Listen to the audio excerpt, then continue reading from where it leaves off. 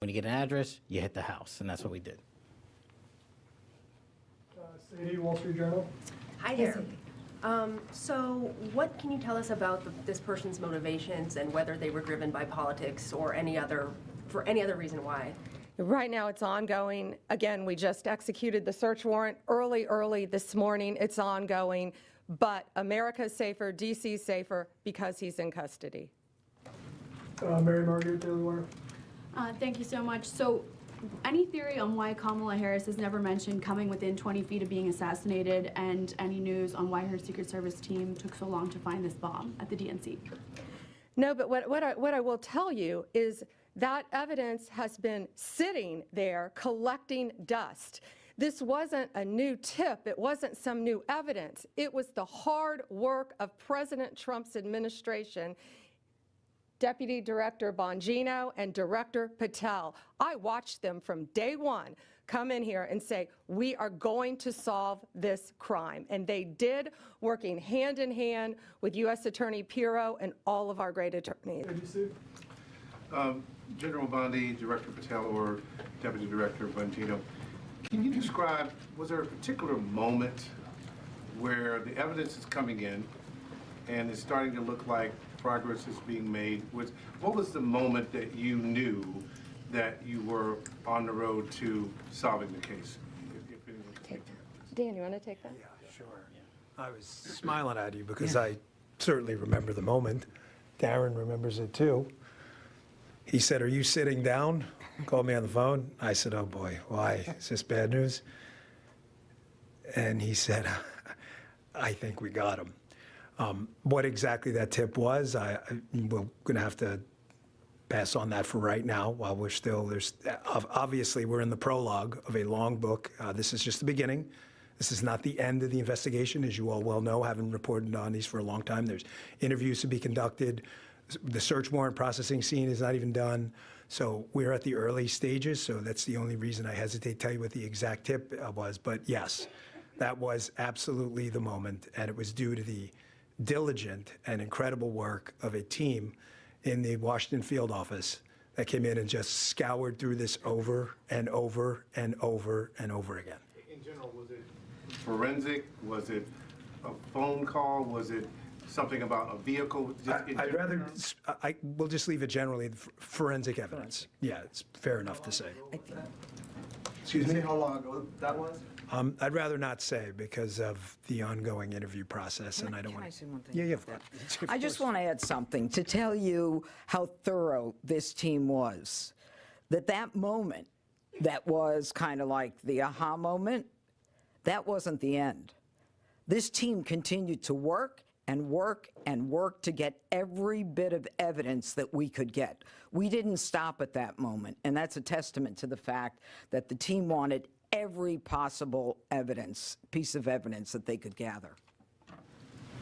One more, Kelly O'Donnell, NBC. Thank you so much. Have you recovered the notable sneakers? Have you done surveillance of this suspect from that aha moment to when you exercised the search warrants today? And obviously this happened on January 5th into January 6th. How should the public look at this case separate from all of the cases related to what transpired on January 6th and the president's subsequent pardons? I'm going to let Director Patel take the evidence part. We have to be careful again. You've asked very good investigative questions, but this is ongoing, very active. But America should feel safer today. We say a pipe bomb. These are bombs. These were live, active bombs that were placed in Washington, D.C. Director. Thank you. This shows you how much detail you and the American public have paid attention to this case. Of course, we analyzed everything that you're seeing on this poster board and information that you will see through the formal charging process and court process. But we want to let that evidence speak for itself because, again, we do not want to disrupt the accountability that we owe the American public. Yes, you heard about the cell phone tower data. Yes, you heard about, of course, we surveil individuals who we think we're going to blow up American citizens. But how and when we do it and why we do it is not something we're ever going to reveal unless the Department of Justice deems it fit at trial. So we appreciate your attention to detail and your hardcore investigative work, but you can just imagine some of those same skills were being utilized by this FBI, this Department of Justice, our partners, the ATF, and everybody across the board, and this is an interagency win for the American people. Radar before. Thank you guys very much. Thank you all. And one more thing, this is the best birthday present I think Deputy Director Bongino could ask for today. Happy holidays, Merry Christmas. Thank you.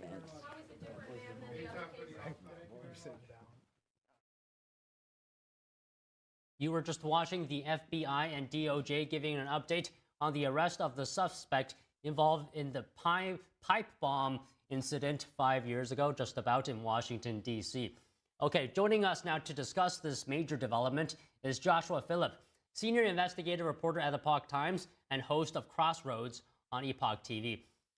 So Josh, thank you for joining us today. And the arrest was confirmed earlier today by the Epoch Times, right? So you've been covering the events and the fallout of January 6th very closely over the years, even making a documentary about it titled The Real Story of January 6th. What is your initial reaction to this arrest, the first one connected to the pipe bomb nearly 5 years after the crime took place? Well, my first reaction is about time because, you know, the pipe bomb incident was kind of the trigger for a lot of what happened on January 6th. And I mean, essentially, this is what happened. Donald Trump was speaking at the Ellipse, you know, the Washington Monument. They had an arranged, organized, permitted, they had city permits, speaking stuff set up to go and speak at the Capitol building. There was supposed to be a speaking event there. It was the pipe bomb that got everything canceled. And so when Trump supporters went to go to the follow-up event, which was scheduled, which they had permits for, which were legal, there was no event. And that's, of course, you know, when everything went down. So the pipe bomb case has been kind of the core piece that's been missing in the entire story on January 6th this entire time.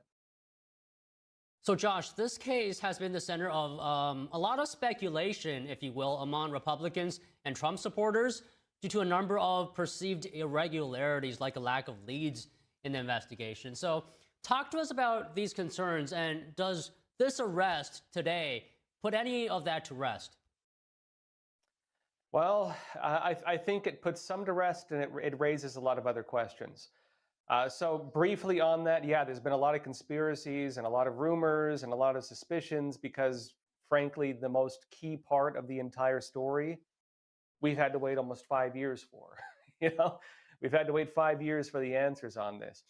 And when they were tracking down, arresting people, literally just charged for trespassing, and they were having pre-dawn raids of their homes, doors kicked in, you know, full auto assault rifles pointed to the faces of children when they arrested people and threw them in solitary confinement for years, some of them. They were asking, well, what about the pipe bomb? Why is it you can track down a grandma, but you can't track down the guy who's really the key piece in all of this? What is really interesting, a couple things. Based on the press conference today, we now know that the evidence that they used to track down this person was already there. The leads were already there. They had it 2021 and 2022, and apparently just didn't act on it. So I think that will raise some questions on why that was not made a key priority in terms of the entire investigation. What was the reason for it? What efforts were put into place? Were they not following leads? And why did they prioritize going after people literally charged with picketing and trespassing over this case? The other big thing that came out in some of the early announcements, and this is just allegations, but you know, from the corporate media, they were saying this. They were also saying the individual was motivated by an anarchist ideology. You know, the immediate reaction is, oh, well, was it Antifa? The reality is we don't know. Based solely on anonymous sources, they say motivated by an anarchist ideology. We'll probably get more updates on that. And I think the big other suspicion, and you know, a lot of media reporting had claimed this. You know, the Blaze had a story just recently claiming they identified the person who was responsible. They used like the way the person walked, the gait analysis to try to pin the blame on a woman. Turns out she was not the person. That is also not the suspect arrested. But that story was used to kind of paint this idea that maybe it was an inside job. That whole thing is kind of off the table for now, although, again, we'll probably get a lot more answers as this goes forward. Yeah, Josh, I mean, let's hope some of the questions that you mentioned gets answered as the investigation continues. And I just want to ask you this as well, Josh, because as I mentioned earlier, you've been investigating the events and fallout of January 6th for years, at this point. When making your documentary, The Real Story of January 6th, was there anything you uncovered that surprised you or that you still think needs addressing? Maybe you can just talk a bit about that. Yeah, well, the reason we called that documentary The Real Story of January 6th was basically because the real story was not being shown. There was exculpatory evidence, evidence that would have proven people's innocence that was denied to defendants. There was video footage that was not released to the public that radically changed the narrative. There was evidence being presented, including in courts, that was absolutely false. There were public officials making false claims, saying that Trump supporters killed police officers. That was an absolute lie. They did not kill a single police officer. The only people who died that day were Trump supporters. Ashley Babbitt, of course, shot in the neck by one of the police there. Roseanne Boyland, they claim that she died of an overdose of the medication she was on. She was on Ritalin. When video footage showed that she collapsed after she was in a crowded entryway, tear gassed, which you normally don't do because it sucks the oxygen out. She was trampled, and then a police officer beat her limp body with a baton. That's not the story the public was told. 2 other individuals died of heart complications. We don't know if there's any wrongdoing or foul play involved with that. They just heart complications, and we don't know what the cause was. They were not police officers, they were protesters. And we still have a lot of answers that were not given to the public. Without a doubt, some of the narratives are true. You absolutely did have some among the Trump crowd who were fighting with police and attacking people. But there is a lot of evidence of abuse and use of force, and frankly, a lot of false statements that were made to the public. The public was heavily lied to about what really took place that day. And the truth is now coming out. Notably, I should add also that FBI Director Kash Patel, we interviewed him in the documentary before he was FBI Director. Of course, he was with the first Trump administration. He knew, he was, of course, very on the ball with this. He understands it. And I do think under his leadership, we're going to get some real answers on it because he was one of the ones calling a lot of this out from the get-go. Yeah, Josh, we really appreciate you making this documentary and covering this side of the story that is really not covered at all in the mainstream media. I just want to ask you one last question, and more broadly speaking, the Trump administration has made transparency a top priority. It was his campaign promise. So when it comes to Trump voters and supporters, can you just talk about how important is full transparency relating to the events of January 6th? Well, transparency is extremely important because one of the realities the Trump administration is facing, especially among Republicans and maybe now among Democrats, because of COVID, right? The COVID-19 lockdowns and the vaccine mandates and January 6th and people feeling that the systems of justice were weaponized and the Trump-Russia hoax, a lot of Americans, especially among conservatives, they've deeply lost faith in many of the institutions. The Trump administration, I really do believe they're doing their best to restore faith in the institutions, which I believe is important. I think the American voter, the American people losing faith in the institutions is a terrible thing. Because when you lose faith in the institutions, it means you want something different. You want a new government, basically. I do believe the American system is something that should be saved. I still think it's the greatest system on earth. I hope that we're able to restore it, but I do also think that transparency is really, really important. On the Trump side, of course, Kash Patel, FBI Director Pam Bondi, with the Department of Justice, Dan Bongino, Deputy Director, they're talking a lot about transparency. Trump's talking a lot about transparency. They cleared now the release for the Epstein files. They're saying they're going to be releasing information about, the Trump-Russia hoax. Congress is calling in people to testify about a lot of that. We're probably going to hear a lot more even about the pipe bomb as it goes forward. Why the public was not told about it really, or why evidence from 2021 and 2022 was not followed to actually arrest the guy. These are all things the public is going to want to know. They're saying they're going to give answers to it.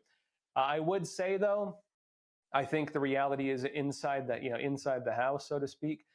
I think the Trump administration is doing their best to have things released quickly. The problem is, I think if they release things too rapidly and they don't follow, if they release evidence of criminal wrongdoing and that is not properly done, where the Justice Department is ready to bring criminal charges based on evidence presented of criminality, that could cause a huge disruption as well. And so I think they are being very careful as they try to balance these two issues, rapidly providing transparency, but also doing it in such a way that doesn't cause more harm than good.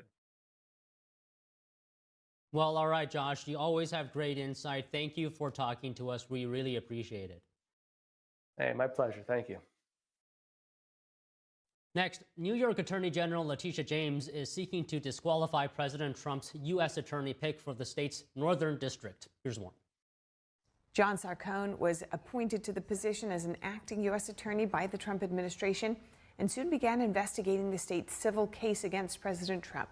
He issued subpoenas in that case for records relating to the Trump administration's finances, as well as the National Rifle Association. Lawyers for James's office will be in court today, arguing that Sarcone's appointment is improper and the subpoenas are invalid. This is the latest in a string of challenges to Trump's U.S. attorney picks. 4 other acting attorneys for the U.S. appointments have already been ruled unlawful.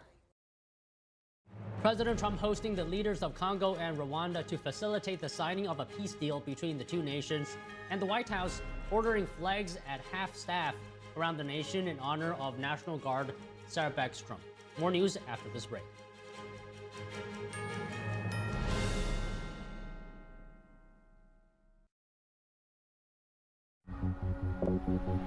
You are not hidden. There's never been a moment you were forgotten. You are not hopeless. Though you have been broken, your innocence stolen. I hear your SOS, your SOS.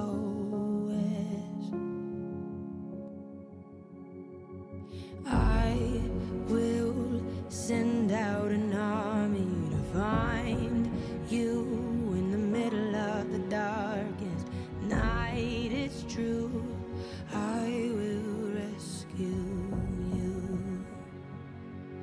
On streets across America, young people are homeless, abused, in danger. Covenant House is helping young people with nowhere else to turn. But the need is overwhelming. Please call or go online now with your gift of $19 a month. You'll help provide hot meals, safe shelter, medical care, and love to more than 2,000 young people who sleep at a Covenant House every night. Homeless young people are afraid and alone. Your monthly donation right now will show them they are loved and safe. I have no words to express how Covenant House changed my life. Call or go online now and give just $19 a month. We'll send you this comforting blanket as a reminder of the difference you're making in a young person's life.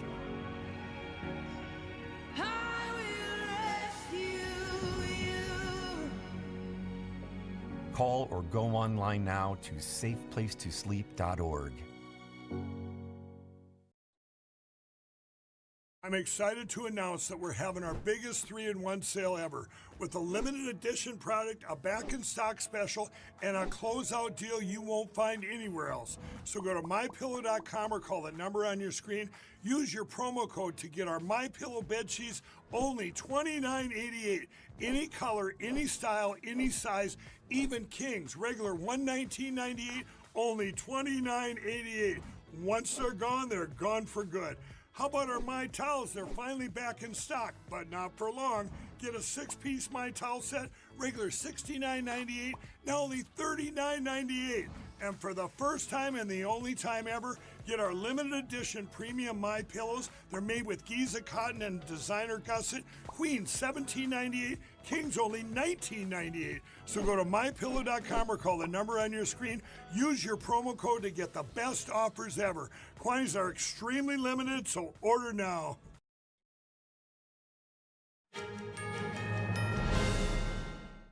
President Trump facilitating the signing of a peace deal between the Congo and Rwanda, as well as agreements on critical minerals, security, and economic partnerships.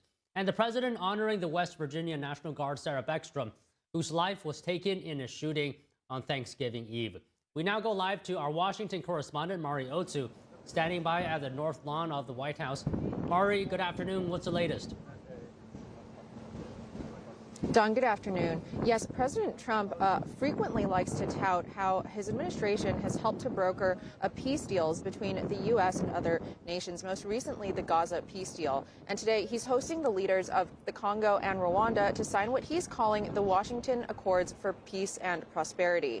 The accords formalize the terms of an agreement made back in June between the Congo and Rwanda. The terms include a permanent ceasefire, the disarmament of non-state forces, provisions for refugees to return to their homes, and justice and accountability for those who committed illegal acts. Take a look.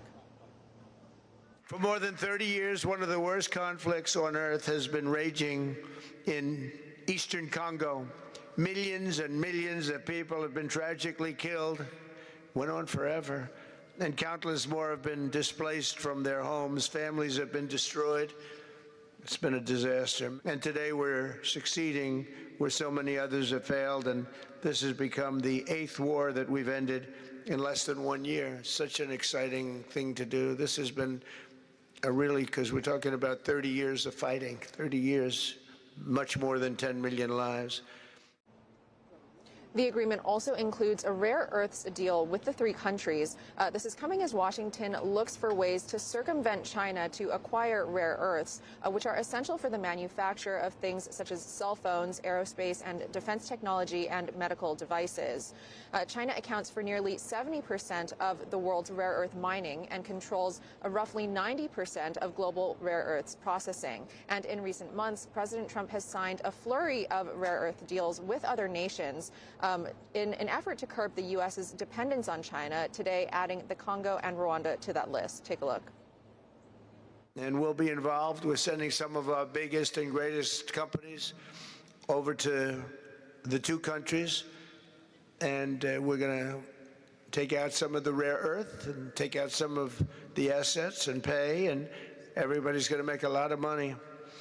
These are just two of the many new agreements related to mineral supplies that my administration has achieved this year, including with Australia, Japan, Kazakhstan, Malaysia, South Korea, and many other countries. With all of these agreements, we're forging new economic security partnerships that protect the interests of America and our friends and partners, and a core feature of my administration's national security strategy, a big part of which is the tariffs. We're taking in trillions of dollars in tariffs. Nobody's ever seen anything like it, and it's given us really great national security. Meanwhile, President Trump is ordering all flags to fly at half-staff around the nation in honor of West Virginia National Guard Sarah Beckstrom. Beckstrom was just 20 years old when she was shot just a couple blocks away from here at the Farragut West station, and later succumbed to her injuries. At that station, the site of the shooting, there's now an impromptu memorial set up, and the other National Guard who was shot, Andrew Wolf, is alive but in critical condition, what Attorney General Pam Bondi is calling a miracle. And now to look forward to President Trump's schedule today, he's set to light the 103rd National Christmas Tree in the White House ellipse. The celebration is expected to include tens of thousands of lights, decorated trees from every state in the nation, and a live performance that will feature a range of country musicians and the Beach Boys. Don, back to you. Mari, thank you. Federal authorities have arrested an Afghan national on suspicion of supporting the ISIS terror group. The arrest is raising concerns about earlier vetting failures. Here's more. Homeland Security says Yan Shah Safi entered the U.S. through Operation Allies Welcome, former President Biden's program for Afghan refugees after the Taliban took over in 2021. ICE agents apprehended Safi yesterday in Virginia. The DHS says Safi provided support to a regional branch of ISIS and also supplied weapons to his father, a military commander in Afghanistan. The arrest comes days after two other Afghan nationals, one accused in a deadly National Guard shooting and another charged with making bomb threats, were taken into custody. The DHS says both men had entered the country under Operation Allies Welcome. Federal agents have launched a coordinated immigration operation across the New Orleans area with the goal of arresting 5,000 illegal immigrants. Officials say they're targeting illegal immigrants accused of violent crimes. The Department of Homeland Security says the operation is prioritizing illegal immigrants who were released after previously being locked up in local jails. The FBI says assaults or attempts to impede immigration enforcement would bring consequences. Louisiana's Attorney General echoed that message, saying anyone who interferes with ICE or Border Patrol will face prosecution. Minnesota officials are responding as federal immigration authorities prepare new enforcement actions in the Twin Cities. Minneapolis Mayor Jacob Frey said local police will not cooperate on immigration operations. This as federal officials continue investigating alleged immigration and welfare fraud involving Somali immigrants. Here's more. Police Chief Brian O'Hara said the department coordinates with federal agencies on violent crime, but not on immigration status. Homeland Security Secretary Kristi Noem reviewed immigration programs in Minnesota at President Trump's direction. She reported finding 50% of visa applications and other related programs showed signs of fraud. President Donald Trump doubled down yesterday on Somali immigrants living in the U.S., accusing them of harming the country. Applicants of H-1B visas for highly skilled workers will soon need to go through stricter social media vetting. The State Department is rolling out new online presence reviews for all H-1B visa applicants. Here's more. The department announced yesterday all H-1B applicants and their dependents will have to make their social media profiles public. The new rules go into effect on the 15th of this month. The department says the expanded screening is meant to safeguard national interests and to make sure each applicant can credibly prove visa eligibility. H-1B visas allow U.S. employers to hire foreign workers in specialty fields and are crucial for tech companies in the U.S., which recruit heavily from countries including India and China. The new rules direct consular officers to search resumes and LinkedIn profiles for any role linked to censorship or online content control. Applicants found responsible for suppressing protected expression in the United States could now be deemed ineligible for a visa. Lawmakers on Capitol Hill received a classified briefing today from Admiral Frank Bradley. That's the Navy commander who ordered a follow-up strike that killed survivors of an attack on alleged drug boat smuggling near Venezuela. Some legal experts warned the strike could constitute a crime if survivors were deliberately targeted. Bradley now leads U.S. Special Operations Command. He briefed top House and Senate lawmakers as pressure builds on Secretary of War Pete Hegseth. Democrats are demanding the release of the full video, written orders, and the intelligence behind the operation. Republicans say the review will be thorough. The Pentagon said has killed more than 80 drug smugglers in the broader campaign since September. A key vote on Obamacare is set to take place next week, but it's unclear if some Republicans will break with the party leadership to support it or if the GOP will rally behind a new plan to replace Obamacare. NTD's Melina Weisskopf breaks it down. Lawmakers are facing a fast-approaching December 30th deadline to renew COVID-era Obamacare subsidies. Otherwise, healthcare costs will skyrocket, by some estimates, an up to 175% increase in cost. Without a clear plan from leadership, a bipartisan group of lawmakers in the House is looking for solutions. Our leaderships, neither Democrat nor Republican, have put forth a plan that can earn 60 votes in the Senate. So we're working together across the aisle to ensure that we present something worthy of the American people's attention. It's paid for and take steps to ensure we root out fraud. We're calling for a vote by December 18th in both chambers of Congress to get something done before premiums rise in January. Their proposal extends the Obamacare enhanced tax credits through 2027 and adds an income cap at $200,000 per year for a family of 4, while also addressing fraud in the program. The fact that it addresses these two issues, which are big issues for Republicans, means that it could gain steam from Republican leadership in the coming weeks. Meanwhile, Democrat leadership wants to extend Obamacare as is without any reforms for the next 3 years. Senate Republicans have promised a vote to Democrats on this proposal next week. Republicans are eyeing a plan that will temporarily extend Obamacare subsidies with the long-term goal of total reform or wiping it out completely, replacing it with a new system altogether. Here's why. The ACA was written by insurance companies for insurance companies. This has been, you look at their profits since 2014, since Obama came in, it's been nothing but rise, rise, rise. Democrats realize this, so they're pouring more and more taxpayer money into a failing system. If it was affordable, you wouldn't need the additional subsidies. So getting all of those middlemen out of the equation is one of the things that we want to do. Senate Majority Leader John Thune said there's steam behind an idea to allow self-employed people and small businesses to participate in something they call association coverage, which would allow individuals to collectively negotiate better health insurance rates. Now, some Republicans, including President Trump, has said that an extension of Obamacare may be needed while they find a deal that can get 60 votes in the Senate and pass the Republican-controlled House. Reporting from Washington, D.C., Melina Weisskopf, NTD News. Accused killer Luigi Mangione was back in court today for day 3 of pre-trial hearings to determine whether or not certain evidence obtained during his arrest can be kept out of the trial. NTD's Arlene Richards brings us more from the courthouse, where the prosecution has called its next witness. We do have Luigi Mangione in the courtroom this morning wearing a gray suit. He's taking lots of notes as we have Officer Tyler Fry on the stand. Now, Officer Fry was one of the first 2 officers to arrive at the McDonald's on the day that Luigi Mangione was arrested. And Officer Fry was a brand new officer at the time. He was still on probation. He's only 26 years old, and he was training for traffic stops when he was called, when the call came in.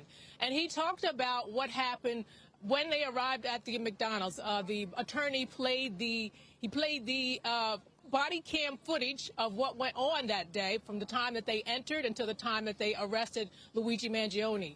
And they took us through frame by frame almost, because they're trying to establish that Luigi Mangione was under arrest at the time that they searched his backpack and as well as his person, checked his pockets and everything else. And the reason why they're doing that is because the defense is accusing the prosecution of illegally searching his backpack. And as you know, or you may have heard, the backpack contained a 3D gun, as well as notes that he had written about the healthcare industry and about what he wanted to do in terms of the CEO that was ultimately shot and killed. So while that was going on, Luigi Mangione was sitting there speaking with his attorney quite a bit, taking a lot of notes. His head was down, and the officer was taking us through what he and the other officer, Officer Detweiler, who is the more experienced officer, were doing. And bit by bit, they were showing how they spoke to him, asked him a lot of questions at first, and at some point, they realized that he had a fake ID that he had given them. And this was after more than 13 minutes of time that had passed. And Mangione did ask at one point, you know, what's taking so long, you know, what's going on? And they just kind of told him, well, we're just trying to figure out what's going on here. Now, you might recall Officer Detweiler, who was on the stand on Tuesday, had said that he knew immediately upon seeing Mangione that he was the guy.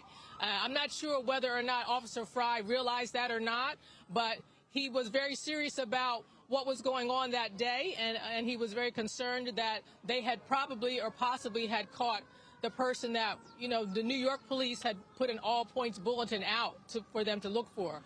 So at the time that I left the courtroom, we were taking a break, and they had stopped at the point where they had actually taken him outside to transport him to the corrections office. So we're at that point now. When we go back in after the break, I think they will continue with what happened after he was taken into custody. And I believe he was taken to a corrections facility where he was held while they investigated the rest of the case.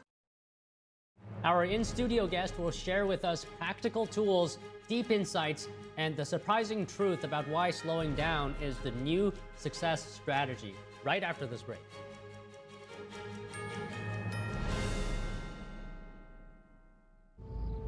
That first time seeing my son, I feel like my life did a 180. I was already trying to change my perspective of life and really just be a father figure that I never had. Being present is the most important part. I'm still growing every day. Becoming a better version of myself. To be the better mirror for my son. I mean, he's just grown. He's becoming his own person. Man, at first I saw him dance, bro, he brings the vibes, you know what I'm saying? He brings the party no matter what.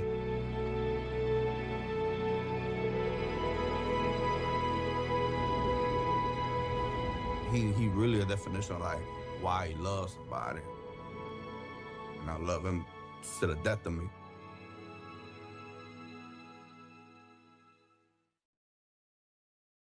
I debate all day. It's what I do. But there are some things that are undebatable, like your mental health, my own mental health. I was in a dark place when my brother passed away in a car accident. I've never been more devastated than the day I lost my mom. I was depressed, miserable, in ways I never imagined. I reached out, and my sisters came. My pastor, my therapist. They helped me get through it. I found that the more I spoke up, the healthier my mind became. The chaos that was in me began to subside. I was more focused, clear. When you love your mind, you can go so much further. That's not up for debate. Find mental health resources at loveyourmindtoday.org.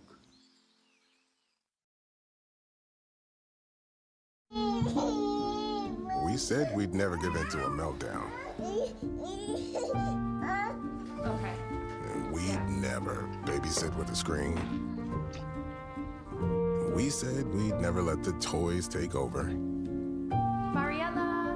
Never leave the house looking, well, and never let them out of our sight.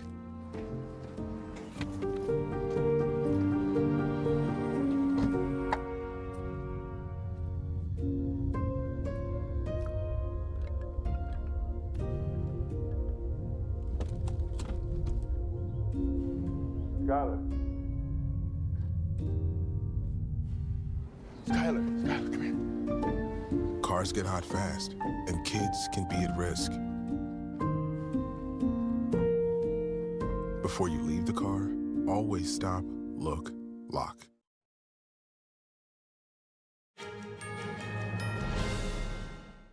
Our next guest says midlife shouldn't be a crisis and can actually be a powerful opportunity to reinvent. Joining us now is Jennifer Brower. She's the founder of Wild Woods Retreat. So Jennifer, it's so good to have you here today. To begin, I just want to have you, lay the groundwork for us a little bit. Is midlife crisis for women a prevalent issue? How common is it? I think it's very common, but I don't actually call it a crisis. I call it a pivot. It's one of those interesting times in your life where we should celebrate it. We should reflect on the fact that it's a next chapter. Our kids are grown and we have work to do and we have our whole lives ahead of us. So it's a time to kind of accept the past as the past and say, okay, what are we going to start and do today? That's great. So why isn't it a crisis in your view? Can you elaborate on that? Yeah, well, I think that it's just a matter of saying like, okay, we have nurtured our children, we've given whatever we can to everyone, we're over pleasers probably, givers, and it's a time to kind of get a little bit of ourselves back. And so what's really interesting about it is, you have this time in your life where you can reflect and your kids are starting to grow, and then you say, okay, well, what else is left for me? What does this life have? What do I do now? Or, are you changing jobs? Are you happy in your work? Are you happy in your marriage? Are you happy in your life? And I think that's just a common time where people reflect, where you start to be 50s and say, okay, is this it? Or are we gonna move forward and find something really new and exciting? And thankfully, I was really lucky where, your pain sometimes can be your purpose. And when you find your purpose, then you're able to, help other people and take a look at what it is that you want to do next. And for me, I decided that it was going to be a retreat center. So those are really important questions to ask, whether you're happy in life. But what if you find yourself, answering that question not so positively? What if the life you have built up to this point is not exactly what you wanted? That's okay. I just say that now's the time to pivot. Now's the time to say, okay, well, I did X, Y, and Z. I'm not going to continue that behavior. I'm going to take a look at it. I'm going to see what is what. And then I'm going to say what I do want to do. I think that, it's funny because people will come to the retreat and people plan a vacation sometimes more than they plan their lives.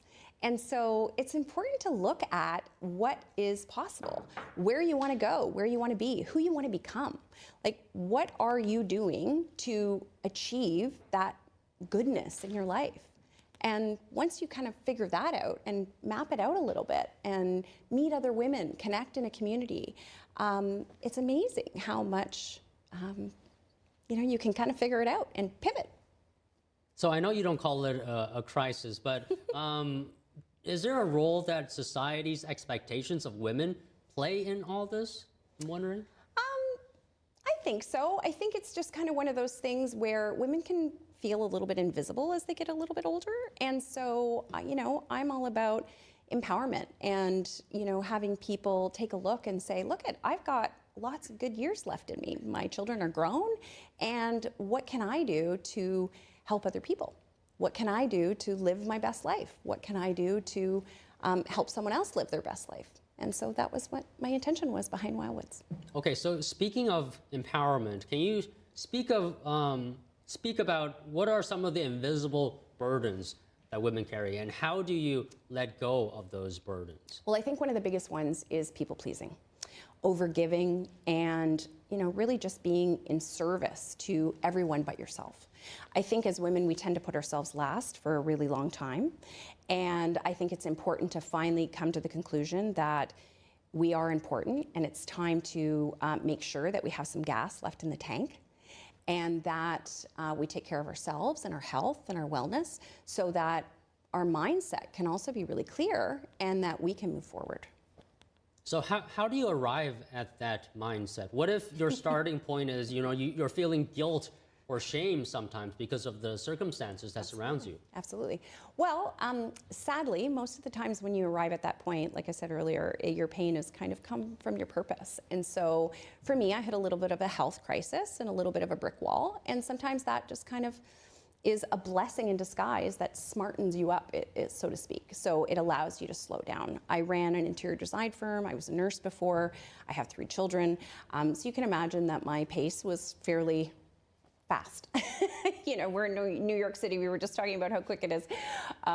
But sometimes what we need to actually do is unlearn all the bad habits of the past and slow down and be mindful and look at your life, look at your faith, look at your heart, and look at what it was that you maybe weren't doing that you need to do moving forward. So I guess the biggest question here is then, how do you unlearn those old habits? How do you unlearn? Well, you leave the past in the past and you say, if not now, when? And you start anew. And today is a new day. And you just begin kind of making a plan. You think about who you want to be in the future. It's not about who you are now or who you were. It's about who do you want to be? What do you need to see in your life? Do you need to see more travel? Do you need to see more friends? Do you need to see, faith? Do you need to see community? What are the things that you want? And then figure out what those stepping stones are to make them happen. I think that, we can all learn multiple things. There's a million self-help books. There's a million, different things you can do. You can go on vacation, but is that really working on yourself? Are you taking the time to pause and ask yourself the appropriate questions about where you see your future and really what you want out of the rest of your life? So how do you know your life is too fast-paced? And how do you know when you have slowed down? Well, I think I'm probably speaking out of both sides of my mouth, but I think most people are fairly too fast-paced. I think if we all reflect, we could say that we could slow down and be a little bit more mindful. I mean, it maybe sounds like a cliche to say that you need to be in the present, but being in the present is about smelling the flowers, seeing the birds, recognizing that this moment is precious and that you're blessed and grateful and that you can move forward with, an idea in mind of how you want to be in the future. What's the best person that you want to become? One of the exercises that we do is we say, think of someone that you really love and admire, and what are the attributes about them that you do love and admire, and do you hold those? And most of the time, if you see them, you hold them, but you may not necessarily see them playing out as a practice in your life. And that's just a very simple place to start. So we do offer retreats and the opportunity for women to come and connect with other women so that they can kind of do it as a group together. It doesn't have to be that difficult. It doesn't have to be hard. I think that, one of the things that I was saying earlier was it is difficult to make friends in your 50s. You know what I mean? And, once your kids grow and the sports are gone and, you may not have time to play in another sport yourself or even with your kids' sports. And so it's important to kind of take a look at how to build community.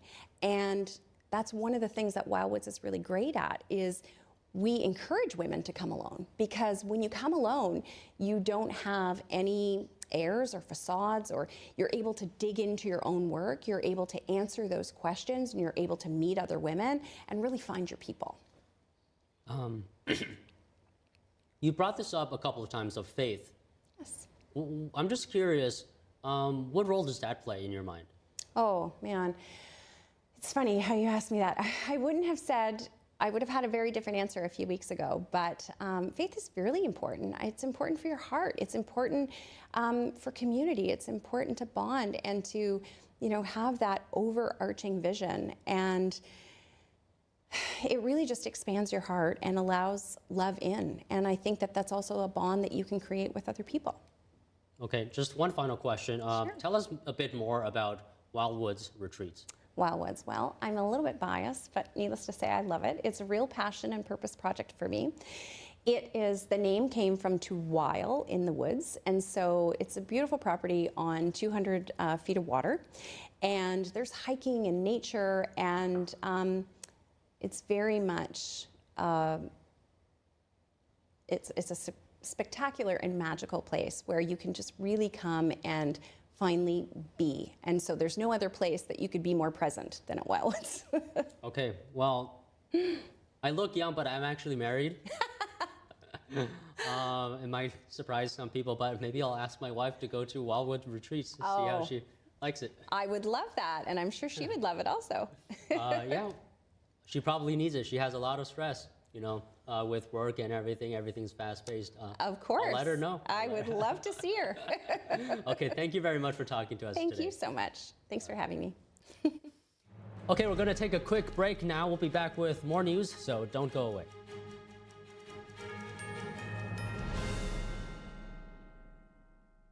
A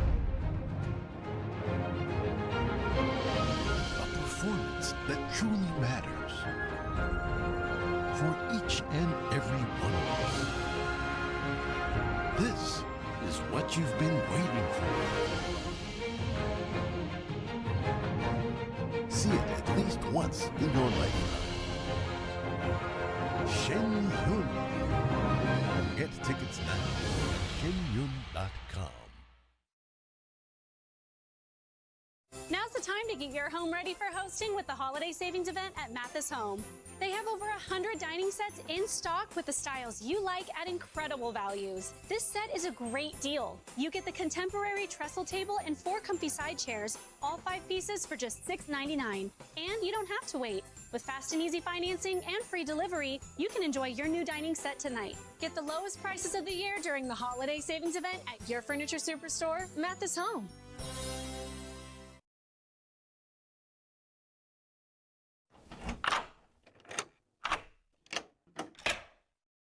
I'm Jonathan Lawson. If you're 50 to 85, I have an important message about security. Write down the number on your screen so you can call when I finish. The lock I want to talk to you about isn't the one on your door. This is a lock for your life insurance, a rate lock that guarantees that once you're insured, your rate can never go up at any time for any reason. But be careful. Many policies you see do not have one. But you can get a lifetime rate lock from Colonial Penn. Call this number to learn more. This plan was designed with a rate lock for people on a fixed income who want life insurance that fits their budget and is simple to get. Coverage options start at $9.95 a month, less than 35 cents a day. Act now, and your rate will be locked in for life. It will never increase, guaranteed. This is lifelong coverage that can never be canceled as long as you pay your premiums, guaranteed. And your acceptance is guaranteed, with no health questions. You cannot be turned down because of your health. Call for your information kit and read about this rate lock for yourself. You'll also get a free beneficiary planner. Both are free with no obligation. Don't miss out. Call for information, then decide. Read about the 30-day 100% money-back guarantee. Don't wait. Call this number now. Call now and you'll also get this free beneficiary planner. Use this valuable guide to record important information and your final wishes, and it's yours free just for calling. So don't wait. Call 1-800-357-4821 for your free information. That's 1-800-357-4821. There's no risk or obligation. That number again is 1-800-357-4821. That's 1-800-357-4821. 1-800-357-4821. Call now.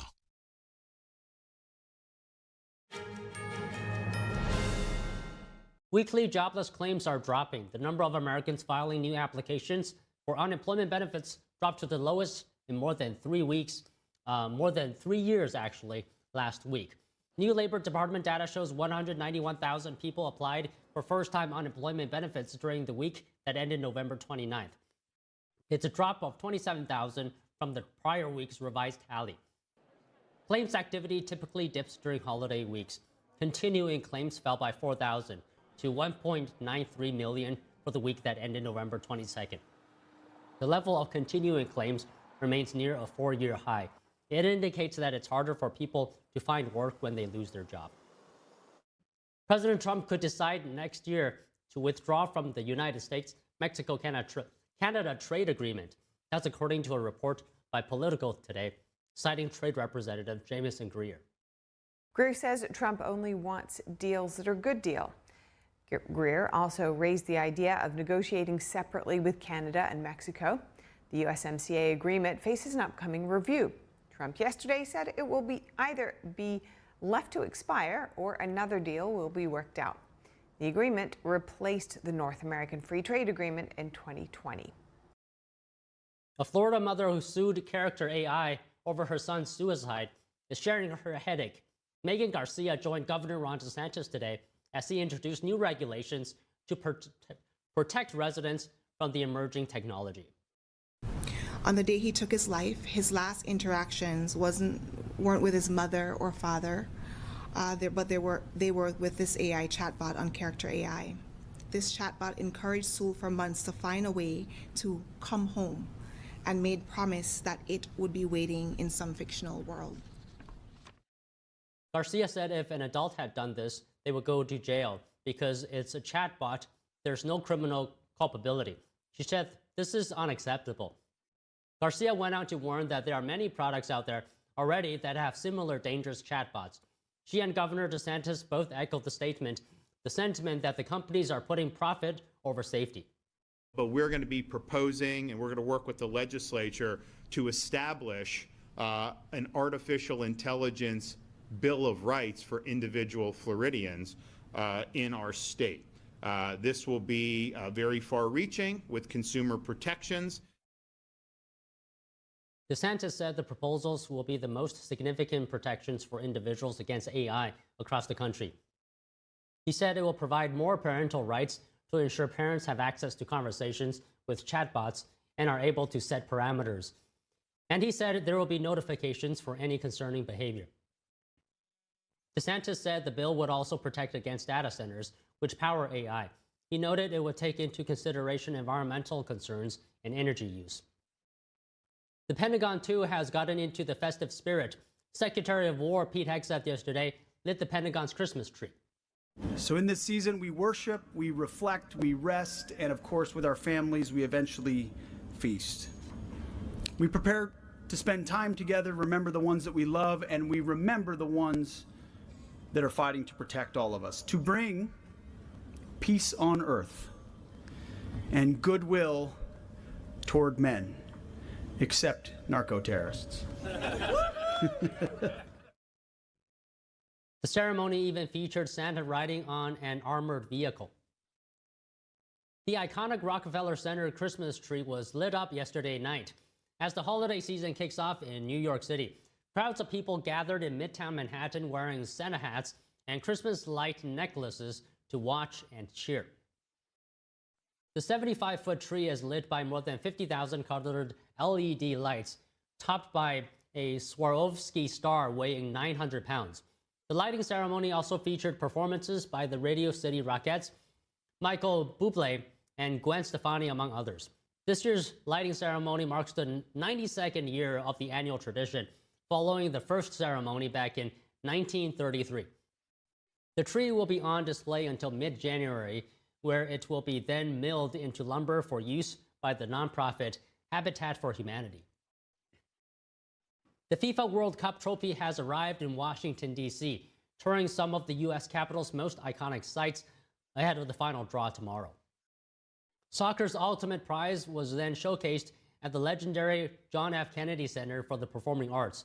The historic 48-team final draw for the FIFA World Cup 2026 will take place tomorrow at 12 p.m. Eastern. Transportation Secretary Sean Duffy says 6 million fans will journey to the U.S. for the event. Duffy said the government will make travel into the country seamless. We're going to make it as easy as possible so you can come in and enjoy the great World Cup event that's going to go off. Duffy said the Transportation Department has been working on plans for air, rail, bus, subway, and car travel. Duffy added that President Trump gave all cabinet heads a directive to, quote, make sure this is the greatest sporting event for the World Cup ever.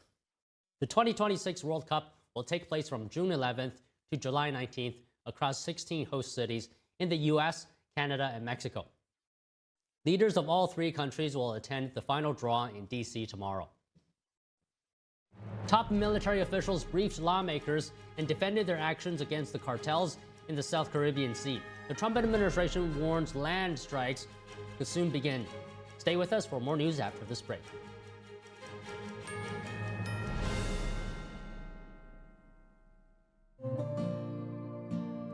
Imagine a coffee that cares for your health. Expertly fermented with a 50 enzyme complex to enhance flavor and remove bitterness. Small batch roasted to a decadent medium dark, resulting in a brew that is gentle on digestion, low acid, and up to 90% less caffeine than regular coffee.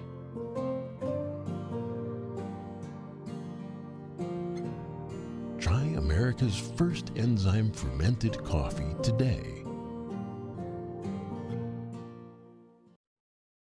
As we naturally age, many people are getting zero amount of this incredible and unique substance. That's when we start seeing an impact in our joints, skin, nails, and even our digestion. People ask me, Dr. X, what is the #1 supplement I should be taking?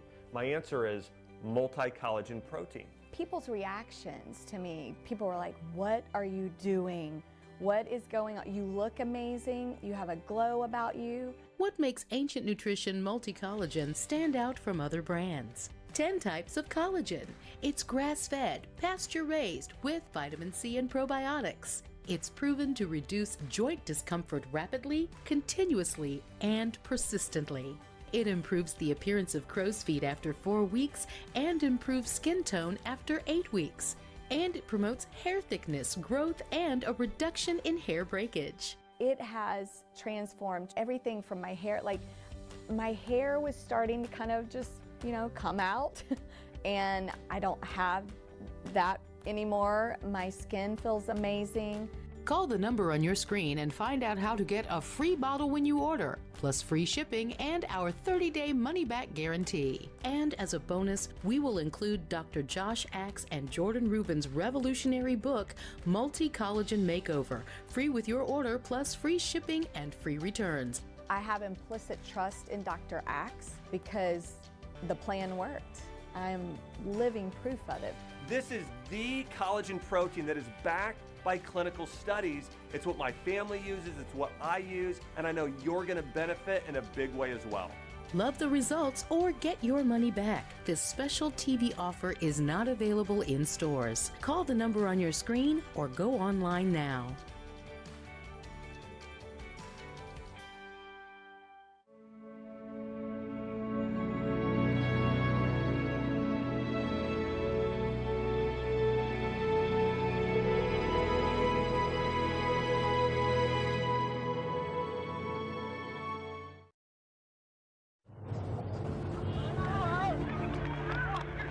There are real consequences to controlled media.